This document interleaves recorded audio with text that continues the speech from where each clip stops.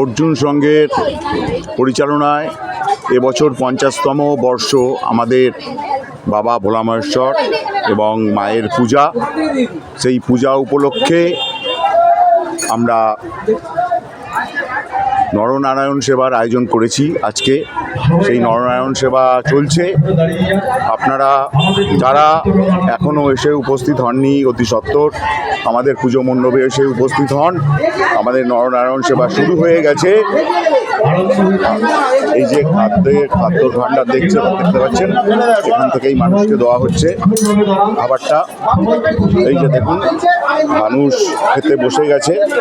তো আমাদের নরনারায়ণ সেবা চলছে।